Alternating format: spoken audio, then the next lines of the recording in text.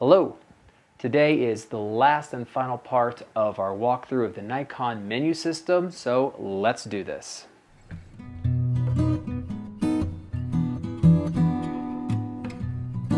Today we are going to examine the setup menu of the Nikon D3500.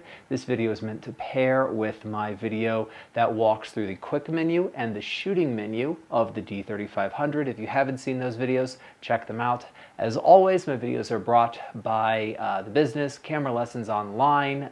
Go check out the website. I've got a free intro to photography brochure to download. I've got information about my book on macro photography, and I have a 4-hour intro to photography video class right on there. But without further ado, today we're going to be going through the setup menu of the Nikon D3500, walking through all of the features with the exception of the snap bridge and wireless features, which I feel merit their own video in the future. So without further ado, let's check it out. This is going to be our explanation of the tools menu or the setup menu of the Nikon D3500. So here we have the setup menu, and we're going to go through this a piece at a time and talk about what each function does, and we're going to talk about how to set them up and what is really useful and what's not useful. The only thing we will not be getting into is the snap bridge and Bluetooth options, because that does really want to be its own video. So anyway, we're going to get started. Now, the very first thing that they give you here is the setup reset. So just in case this particular sub-menu, you want to reset everything back to factory specs, you can do so right here, because you have your yes and your no option. Of course, no just kicks you back to the main menu. Now, the next option down here is actually format memory card. Now, I didn't have a memory card in the camera when I was recording this, but you do need to know what this is, because this is important.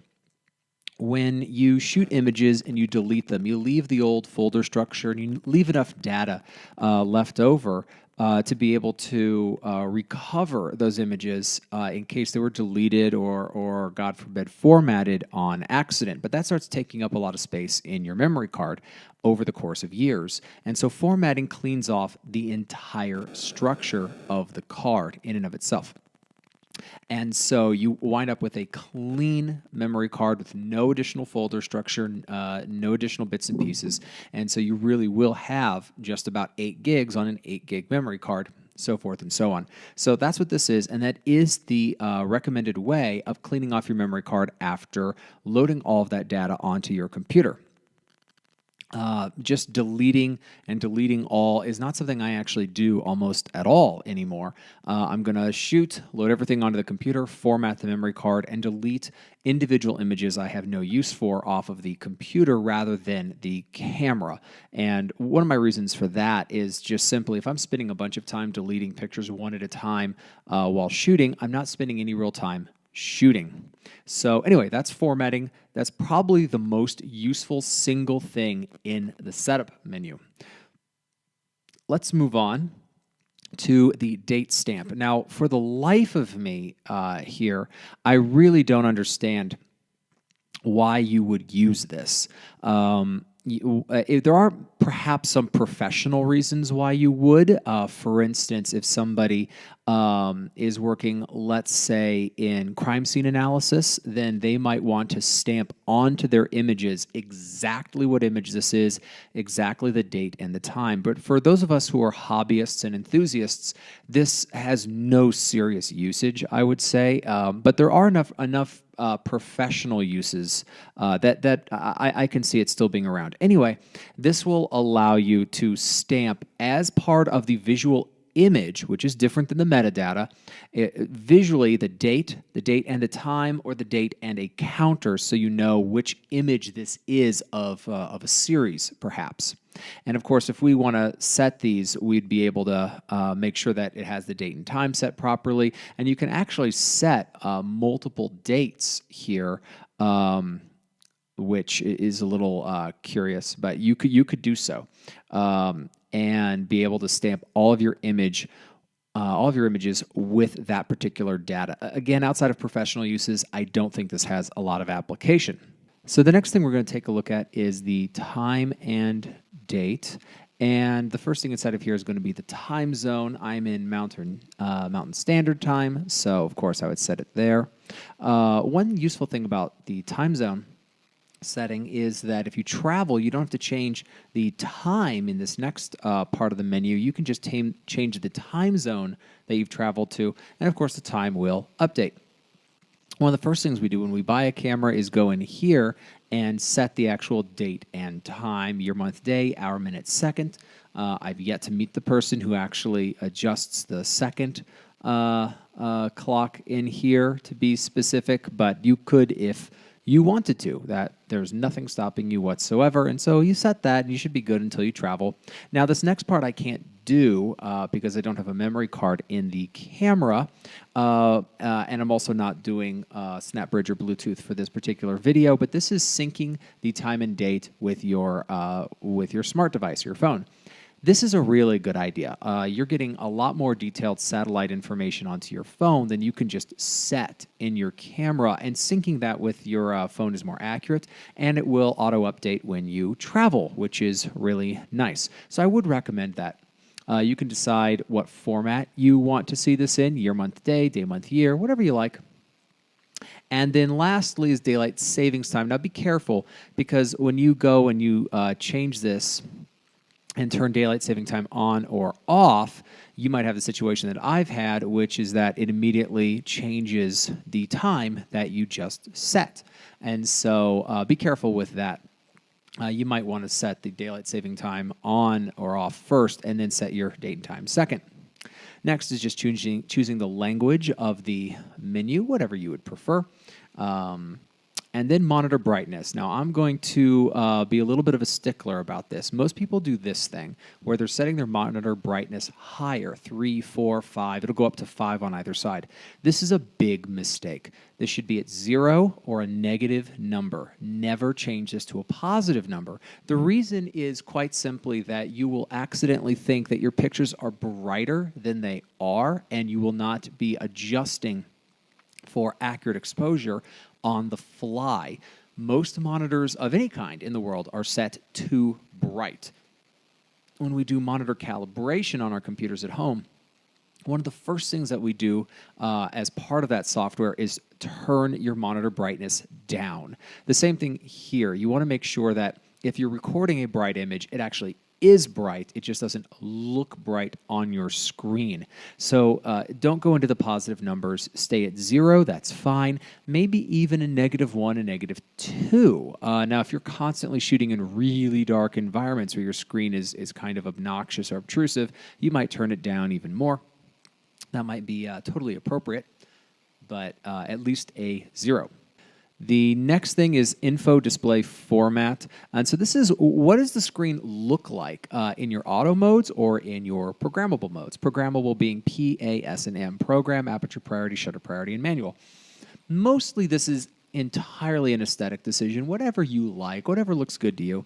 But notice that the one that's highlighted right now, it shows the aperture closing on the aperture symbol. It shows the movement of that clock around the shutter speed. I think for programmable modes, for people learning photography, one of those, bottom row, is really appropriate. I like those, personally. I think they're good teaching tools. Now, in the auto shooting format, it really doesn't matter whatever you like, because you can't really change it anyway. So I might set up the auto to be different than the programmable. Another reason why you might do that potentially is if 2 different people use the camera. So when I use my camera, it's set in manual. If I hand it to my wife to take pictures of me and my son, I'll switch it over to auto. So 2 different people might use the same camera in 2 different ways. Whatever is the comfortable viewing screen for you, go for it.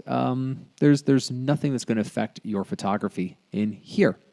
Next is auto info display. Oops, I pressed the wrong button there.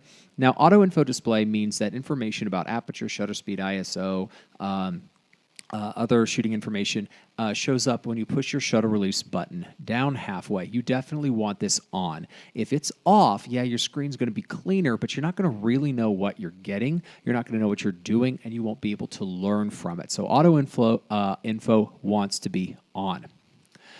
Next is the auto off timers. Now what this means is you've got several screens that you can get into where if nothing happens, they eventually turn off. And the question is, how long do they remain on for if you're not pressing any buttons? So short, normal, and long are just generic, but you can go in and customize these, and you can customize them differently from each other. And so the playback and menu, that's what we're in right now. How long do we look at a menu or look at a reviewed image for before the screen turns off? Image review after shooting the picture. Notice that the playback menu is 5 minutes, but an image review after shooting is 4 seconds. This is defaulted out of the camera. The reason is you don't want to review a picture for too long because you might be shooting another one. Live view, how long before the screen turns off will it keep going if nothing is happening? Remember, if you press any buttons, that's going to, of course, default to making sure that the auto off doesn't happen. That's set for 10 minutes. And just regular standby if nothing's happening when shooting is 8 seconds, just for the screen when you're shooting pictures. So you might set those up for a customizable thing. A lot of people ask me how to get their playback to happen for longer. This is a way of doing it and actually telling the camera exactly how long you want it to go for. Next is going to be our self-timer. So when we self-time a shot, pressing a button, run, get in the picture, and it shoots, how long before it shoots the picture? You get to decide that. The first is how long before it shoots, 2, 5, 10, or 20 seconds. 10's a really good default, but if you've got a reasonable way to go where you don't move very fast, 20 seconds might be great. 2 seconds would be for things like astrophotography, where you don't need to get into the picture, you just don't want anyone touching the camera at the moment the shutter goes off. So there's reasons for longer and shorter timers. The next thing is really useful. Number of shots. So we do a timer, 10 seconds, 20 seconds, but then how many pictures does it take? You can choose between 1 and 10. Now, this is really useful taking pictures of groups where you will inevitably have somebody blink. So I actually quite like, 1 to 9, my apologies. I actually quite like setting up 2 or 3 pictures to fire when I'm doing a group shot. That's my preference. And one of them should turn out. So that's what I like to do. All right, now this is important. This is mirror lockup for cleaning. So this is where the mirror locks up, the shutter mechanism locks open, and all electricity is turned off from running to the sensor so that you can clean the sensor. I do have a video on how to do sensor cleaning. Check it out. This is important because being able to clean your own sensor, I think, is an important part of SLR ownership. So very useful. Learn how to do this. Watch my video on being able to clean a sensor. It's not hard, but the only thing I'm going to say at this point is you do have to have the right tool for the job. Now, if you have dust on your sensor and you can't clean it with where you're at, you can go in and inform the camera of where the dust is, and it will clone it out in camera. That's what this image dust off reference photo is. We have a reference photo. Shoot a picture of the sky. I find to be really, really useful. This is not a in-camera image editing video, so I'm not going to go into that, but that's essentially what it is. You also need a memory card in the camera, which I don't have here, but that's just for that reference. Honestly, not something I've ever actually used because having just a good hurricane blower is so easy to bring with you. Clean your sensor regularly. It won't be a problem. Next is image comments. This is where you could actually type a comment and tag it with an image that you've already shot. So if, for instance, this was a picture that you wanted to make sure you used for a specific event, you wanted to say what was happening in this photograph, you could do so. So you could go into input comment, you could type in whatever comment you wanted, and then when you go to attach the comment, it asks you to connect it to whatever image you would like. So if there's information you want to reference after moving the images to your computer, you can do so. This next one I would definitely do. This is copyright information. Next, let's go into it. And copyright information is exactly what it sounds like. It puts copyright information as part of the metadata, so not visible on your image like the time and date stamp were, but metadata as part of your photo that will say who shot this and the year, if you want, of the copyright, because copyright lasts for a certain period of time. I would definitely do this. It will not affect the visualization of your image, and if you put your information, your photographs online and someone tries to steal it, God forbid, you will have information as part of the data that they've got that will make it so that they would lose any battle to be able to use your imagery. So that's a really useful thing. You would just go in here and type in whatever information you wanted, your name, the name and the year. If you've got a business name, your business name, whatever the copyright would be connected to. By the way, this is a good moment to point out, copyright technically exists even if you don't label it, but it's more difficult to prove that it was yours. So this is not technically creating the copyright. This is just labeling the copyright. So same as before, then we would attach it to images, and then we would have copywritten information. Next is going to be the beep sound that happens when you focus or when other things happen with the camera, particularly with focusing. And so is it off? Is it low? Is it high? I actually do like to have it on. I like that auditory response that I know that I've acquired focus. There is no difference in the functionality of the camera if this is turned off. If you don't hear very well, you could turn it up to high. When I have a beep turned on, I actually have it set high because I'm partially deaf in one ear, and so that's been useful for me. So that's what that is. All right, let's get into flicker reduction. This is something that's interesting that happens if you're shooting a relatively fast shutter speed and you're shooting it with lights that have a natural flicker to them, which of course fluorescent lights and other man-made lights have, then the shutter mechanism and the flicker can actually line up from time to time. When that happens, that's when you get those really weird screens in monitors or TVs. This is when you can get really strange exposures, really weird color. The camera's set up to automatically try to stagger so that it's not lining up, but you could also force it to different frequency responses, 50 hertz or 60 hertz, if you're consistently in an environment getting flicker that's affecting your photograph. So that's how you would be able to go in and adjust that so that it doesn't happen, because there's really no removing that after the fact. So next is going to be button reprogramming, which I actually think is really cool. I reprogram buttons on cameras all the time, and we're going to get three here. The first one is that AEL, AFL button, and I don't like combining AEL, auto exposure lock, and AFL, auto focus lock into one button, because probably the point to me of having differentiated buttons is going to be that I can differentiate features. So if I combine them, it's not particularly useful. So I don't like AE and AF lock as the same button. I would do AF lock only, AE lock only. I actually don't find AE lock useful anymore. Or I might program this button to be AF on, to be a focus button, because we're going to be getting into back button focusing here in a second. So I would do one of those options in here. So locking the exposure when you press and hold, that's what AEL is. AFL, locking the focus. Or AF on just means we are now focusing using this button in the exact same way that we would be focusing when using the shutter release button out of the box. Now, shutter release button AEL, here's what this is. It's exactly what it sounds like. Your camera out of the box and analyzes exposure when you push in your shutter release button, but it doesn't actually stop analyzing it to change the exposure, shutter, aperture, ISO, until you shoot the picture.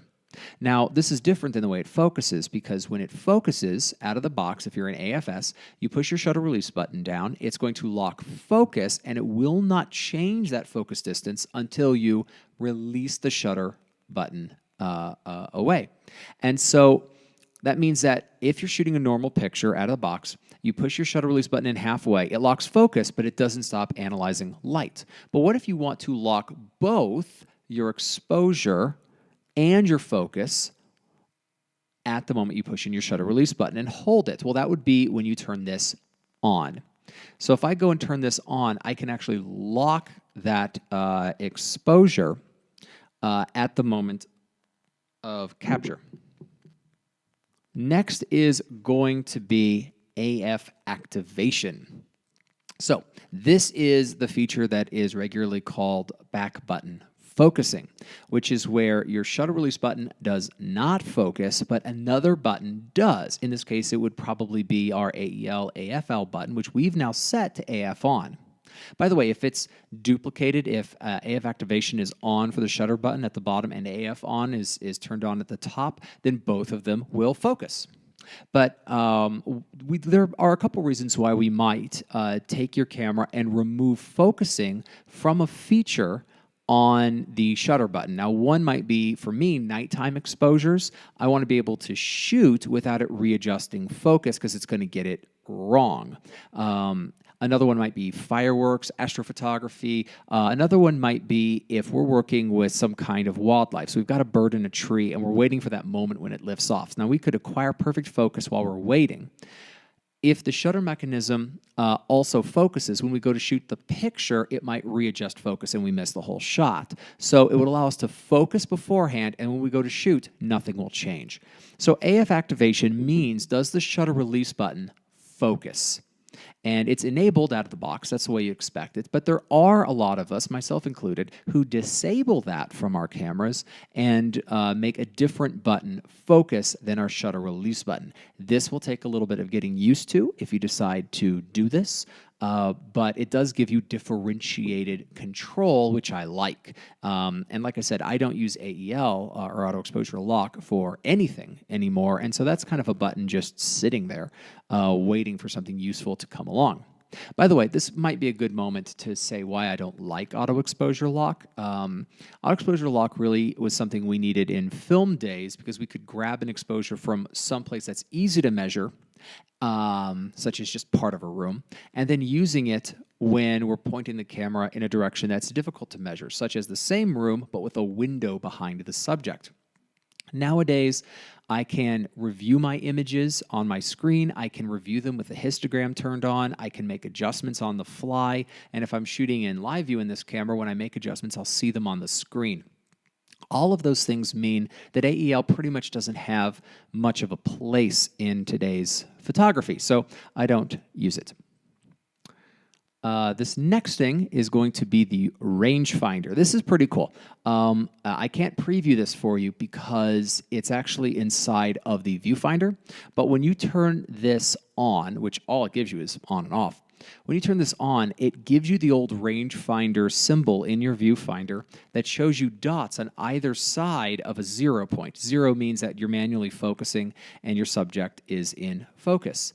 And then it will show you if you focused too far away or you focused too close and how far away you are. And it shows you dots on both sides if you are, in fact, in a position where it can't determine focus. So for manual focus shooters, this gives you a really nice, clean idea. Very useful for manual focus shooters and pretty cool, honestly, to work with. How many of us actually work with rangefinder style focusing anymore?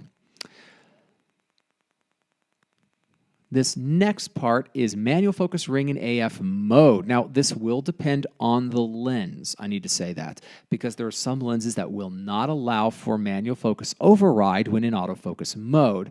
But what this does is allow for a manual override when you are in AF. So if you have a compatible lens, which will usually for the manual focus autofocus switch say M and then M/A, which is manual override in autofocus. All right.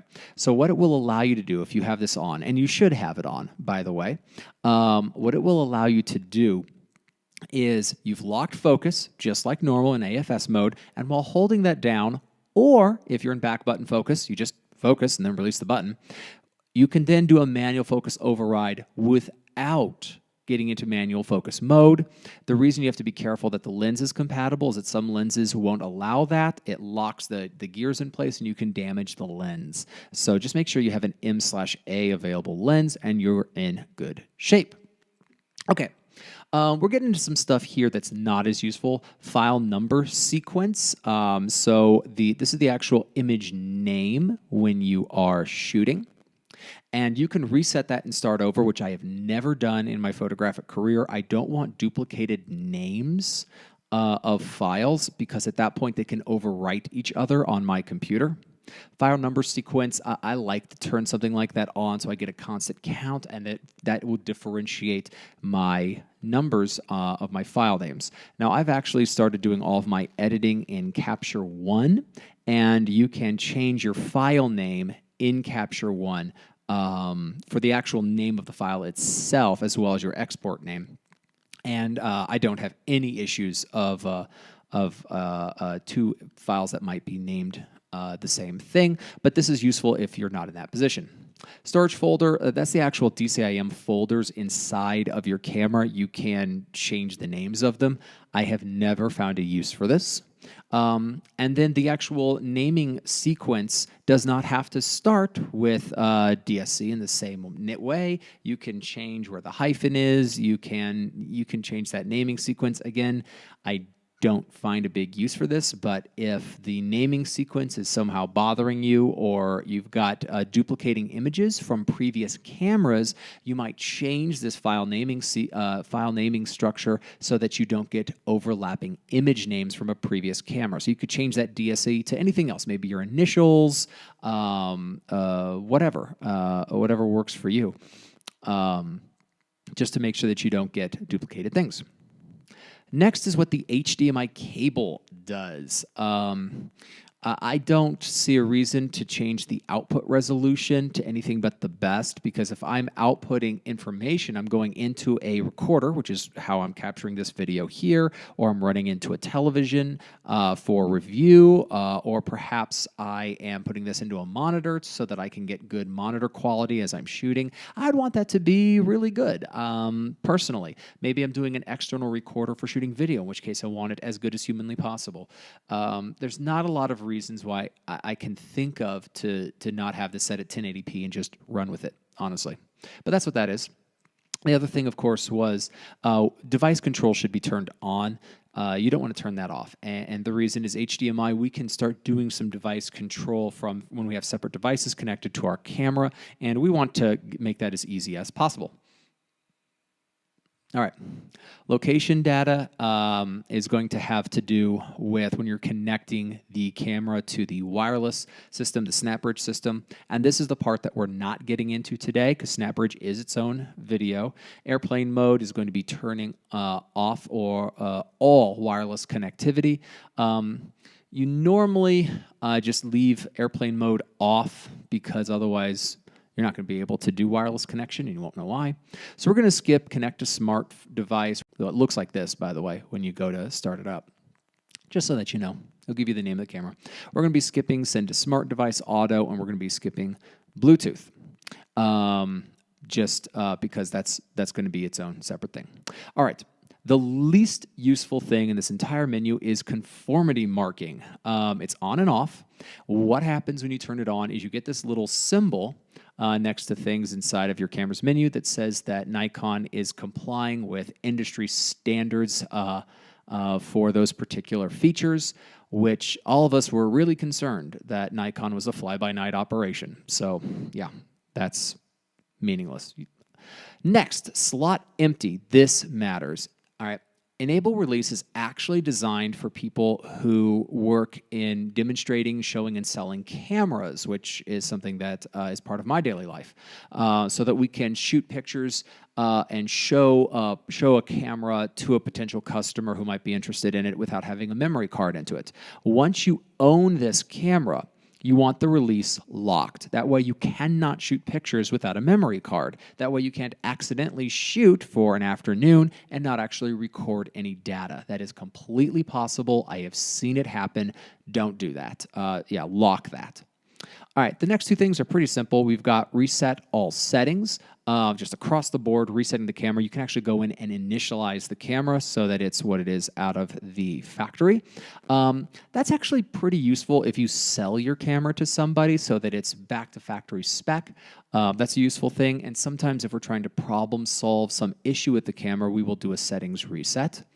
And lastly is going to be our firmware version.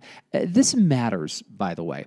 You should be regularly doing firmware updates when Nikon releases them, and knowing that everything is up to date, because they might improve the autofocus system, they might improve the way that distortion is corrected, they might improve the way one camera and one lens work with each other. You want to keep up to date on this. You get the firmware updates from Nikon's website. They walk you through it. There are 3 things listed here. The first C is camera, so the camera's firmware. The next one is the lens distortion. All lenses have some kind of distortion characteristics, and the camera manufacturers are constantly analyzing those and writing bits of programming so that those could be corrected in camera. You're just not going to see optically perfect lenses any longer. Correction in camera is a part of our lives now, even in RAW. The whole idea of the raw, uncooked image is dead and has been for several years now. The last one is the lenses firmware, because lenses will have firmware outside of distortion characteristics as well. This is just informing you of the firmware number so that when you look at firmware options or what the most recent firmware is on Nikon's website, you'll know if you're up to date. That's what that is. And that concludes our tour through the setup menu on the Nikon D3500. Wonderful. Thank you for watching. I very much appreciate it. Hopefully that was useful. If there is a camera feature that you would like for me to go into in more detail, please get into the comments and let me know. I'd love to do that for you. Of course, I'm going to ask you to like and subscribe. It's free. You knew that. And I will see you next time with what I promise will be a shorter set of videos in the future. Thanks a lot. Bye.